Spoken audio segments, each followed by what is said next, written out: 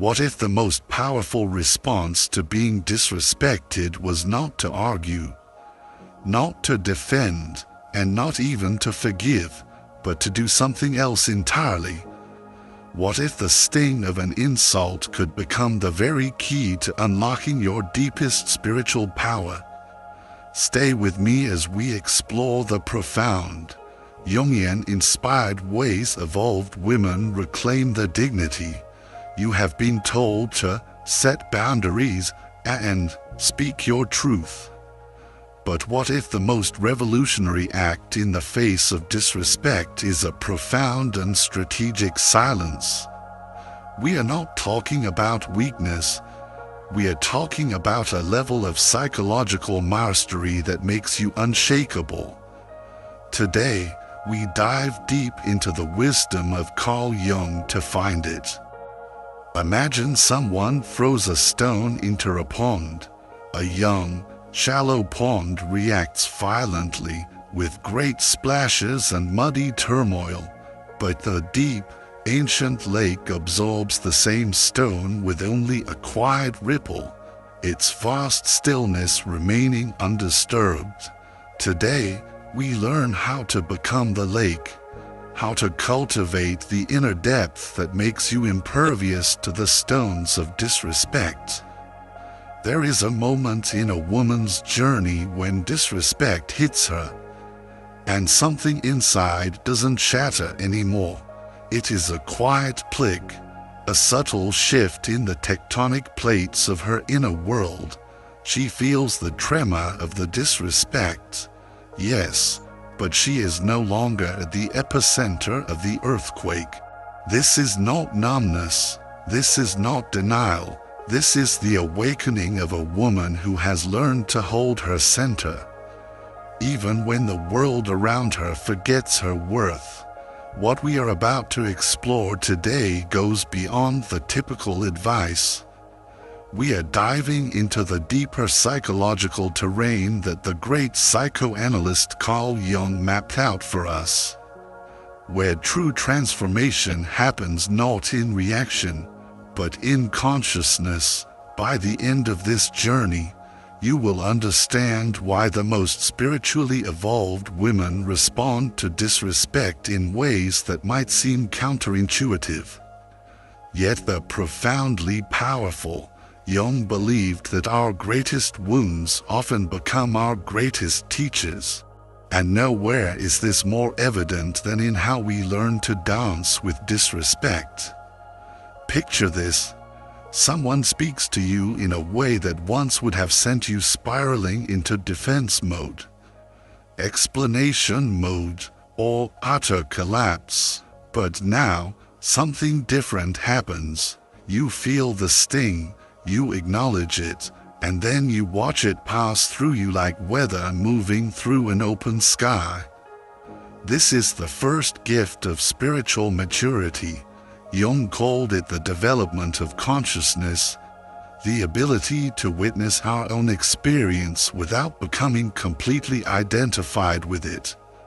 When disrespect arrives at her doorstep, the spiritually evolved woman doesn't pretend it doesn't hurt. Instead, she practices what Jung would recognize as conscious suffering. She allows the feeling to exist, without making it mean something catastrophic about her essential worth. The pain is real, but she knows it is not her identity. This distinction is crucial. Feeling disrespected and being disrespectable are two entirely different things. The woman who understands this has already taken the first step toward true empowerment. She can say to herself, "I feel this, and I acknowledge this, but this feeling is not the truth of who I am." She has reclaimed her natural, protective wisdom. As you begin to practice this kind of conscious feeling, something remarkable happens. You start to notice patterns, not just in how others treat you, but in what triggers the deepest responses within you. This leads us to the second profound shift. instead of focusing all her energy on the person who delivered the disrespect. The evolved woman makes a sacred pivot inward to understand what old wound was just activated. Jung spoke extensively about projection and shadow work. He understood that other people often serve as mirrors, reflecting back to us the parts of ourselves that remain unhealed. When someone disrespects you, yes, their behavior is their responsibility, but the spiritually mature woman asks an additional, more powerful question. Why does this particular form of disrespect hit me so deeply? This is not self-blame. This is taking radical responsibility for your own healing. It's recognizing that your strongest emotional reactions are not traps. They are treasure maps, pointing directly to the parts of your soul that are yearning for freedom. Maybe the disrespect triggers an old wound around not being seen. Maybe it activates a deep-seated fear of not being competent enough. The woman who works with these triggers doesn't waste her energy trying to change the other person. She uses the activation as valuable information about where her next healing opportunity lies. This brings us to one of the most challenging aspects of spiritual evolution, learning when not to explain yourself. We are conditioned to believe that if someone doesn't see our value, we need to educate them. We launch into justifications, trying to prove our worth. But the spiritually mature woman has learned something revolutionary. Not everyone is capable of seeing your light, and it is not your job to convince them. Trying to force understanding where there is no capacity for it is an expenditure of your life force with no return on investment. The woman who has integrated this wisdom conserves her sacred energy. She recognizes that her explanations often fall on deaf ears and, worse, can diminish her power by putting her in a position of pleading for recognition. Instead, she learns the profound art of letting her presence speak for itself. She stops convincing and starts embodying. She stops explaining her worth and starts living it. This doesn't mean she becomes cold. It means she becomes discerning. The most powerful response to disrespect is not always the most dramatic one.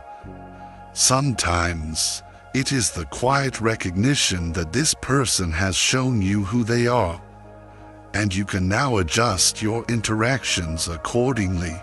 This level of discernment requires what Jung called the development of the transcendent function. Think of it as emotional alchemy. Instead of being torn apart by two opposing forces, like the raw anger of your wound and the cool logic of your wisdom, you hold them together in the crucible of your awareness. In that sacred tension, a new, third element is forged, a response that is both authentic to your feeling and aligned with your highest self. It is neither fight nor flight. It is powerful, grounded presence. But perhaps the most profound shift is in how evolved women use their bodies and energy to communicate boundaries. Words are important, but energy is primary. Jung recognized that we communicate far more through our presence than our words. The woman who has learned to embody her boundaries doesn't need to announce them constantly. Her energy field does the talking. Think about someone you know who commands a natural respect. There is something in their presence that communicates their value clearly. This isn't about being intimidating. It is about being so anchored in your own worth that it becomes undeniable. This presence is cultivated through inner work. When you truly know your worth, others sense it. The spiritually mature woman might not say a word when disrespected, but her energy will shift. Her attention might withdraw. She might simply leave the room. These are not dramatic gestures. They are the natural, protective responses of someone who knows her value and refuses to participate in interactions that diminish it. Your body is an ancient, honest animal. It does not speak the language of excuses. It speaks the language of sensation, of contraction and expansion, of tension and release. The spiritually evolved woman has learned to become fluent in this mother tongue. She trusts her somatic responses. She doesn't override them with mental justifications or social politeness. She honors the wisdom of her whole being. This might mean stepping back from someone who consistently dismisses her ideas. Even if they are family, it might mean limiting her availability to people who don't appreciate her contributions. These are not punitive actions. They are profoundly protective ones. Jung understood that we have a responsibility to guard our own psychological well-being. A woman who fails to protect herself from consistent disrespect is not being spiritual. She is being self-destructive. And this leads to a moment of sober clarity in every spiritually evolved woman's journey. The realization that not every relationship is meant to be saved.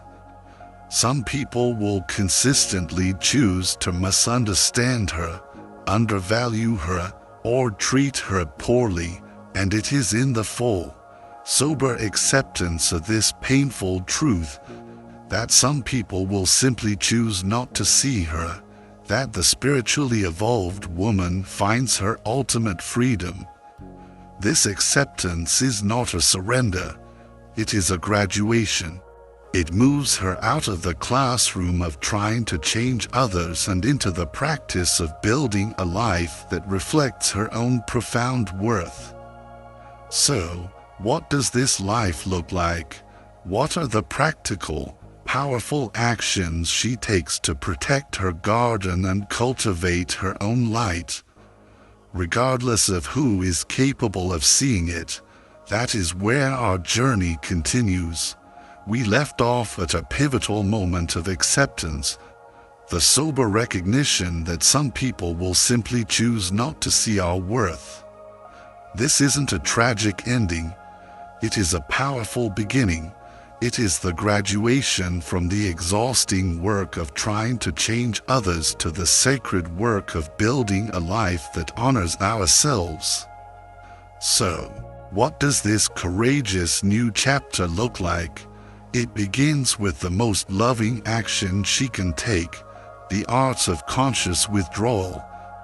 When she steps away from these situations, it is not an act of resentment or revenge. It is a conscious choice for peace over drama, for growth over stagnation, and for profound self-respect over the draining fantasy that she can change someone who does not want to change.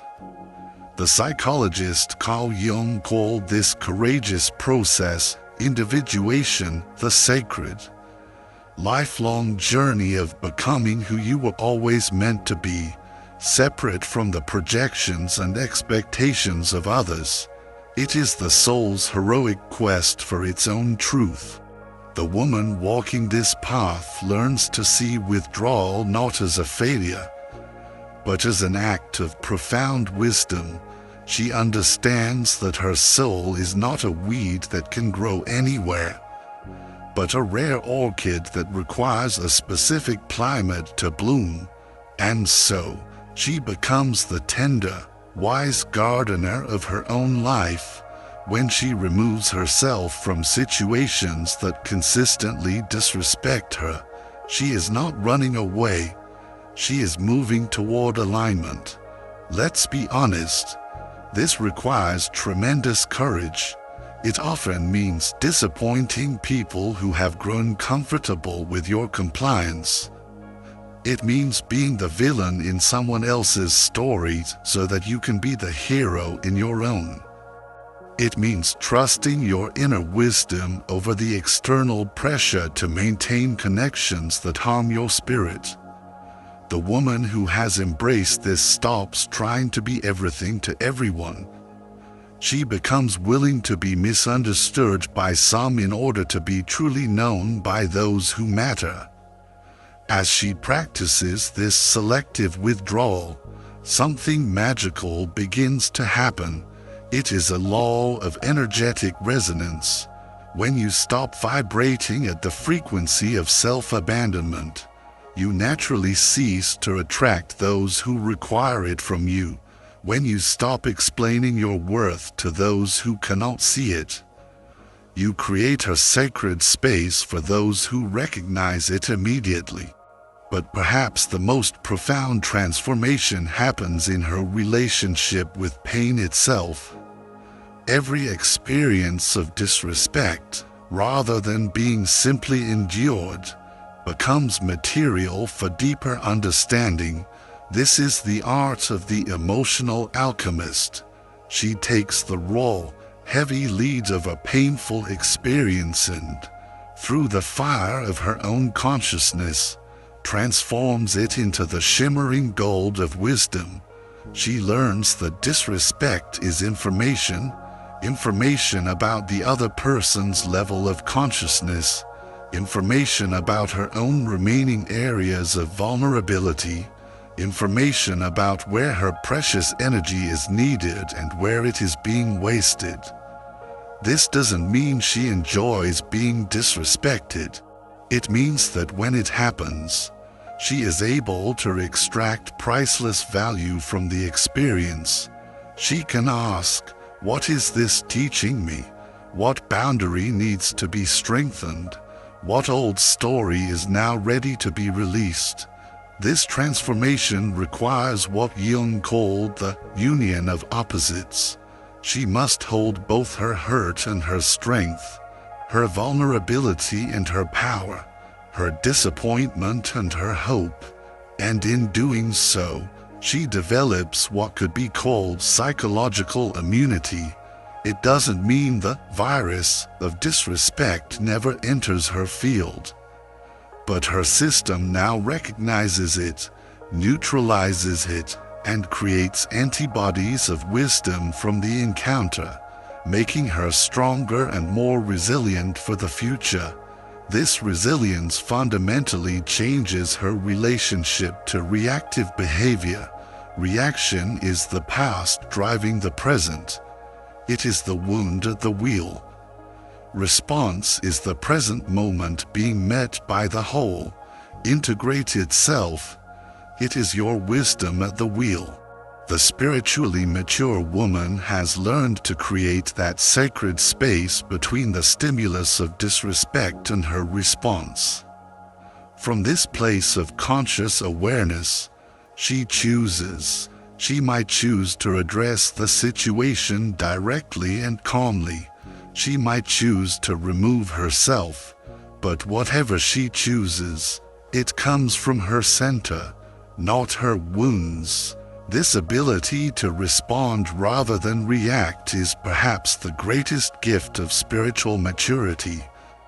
It means other people's unconscious behavior no longer controls your inner state. You become the author of your own emotional experience. This is what Jung called the realization of the self. The woman who achieves this level of integration becomes virtually unshakable, not because she doesn't feel pain, but because she knows how to work with it consciously. In fact, because she is not lost in the drama, she can often access a deeper, more authentic compassion, seeing the other person's behavior for what it is, a reflection of their own unconscious pain, while still fiercely protecting herself from its impact. The final transformation is perhaps the most subtle, yet the most powerful. She stops needing to win. She stops needing to be right. She stops needing to prove her worth. This liberation from the need for external validation is the ultimate freedom. Her sense of worth is no longer a fragile thing, dependent on the shifting opinions of others. It is derived from her connection to her own deep self, a source of validation that cannot be shaken. From this place of inner sovereignty, her responses become almost effortless. She simply knows her worth and acts from that knowing. People often notice this quality in spiritually mature women without being able to name it. There is a quality of self-possession, of inner authority, that commands respect naturally. This presence is magnetic to those who are ready for genuine connection and naturally repelling to those who prefer to relate through power games. She becomes a natural filter for her own life. Jung understood that this level of development serves not only the individual but the collective. When a woman learns to hold her center, she becomes a stabilizing force. Her calm becomes a quiet permission slip for others to find their own. Her refusal to participate in unconscious drama demonstrates that there is another way. This is how consciousness spreads, not through preaching, but through embodiment. She becomes a living example of what is possible when we learn to work with disrespect as a teacher rather than an enemy. As we bring our exploration to a close, I invite you to take a gentle breath, to turn your awareness inward, to reflect on your own sacred journey with disrespect. Remember that spiritual evolution is not a destination but a continuous unfolding. Every moment offers a new opportunity to practice conscious response. The path we've explored today is not about becoming untouchable. It is about becoming whole. It leads to a freedom so profound that it cannot be granted or taken away by anyone else. The freedom to be yourself, regardless of others' opinions. The freedom to maintain your center in any storm. The freedom to love without losing yourself. Your wisdom and your story matter. If this exploration has resonated, please share your thoughts in the comments below. What was one insight that landed for you? Your experience might be the very thing another woman on this path needs to hear today. And if you are ready to continue these deep explorations into the psychology of the awakened woman, I warmly invite you to subscribe and join our community. We are walking this path of conscious evolution together. Thank you for your time and your deep presence. Go forward, not just in peace, but in your power. Be well.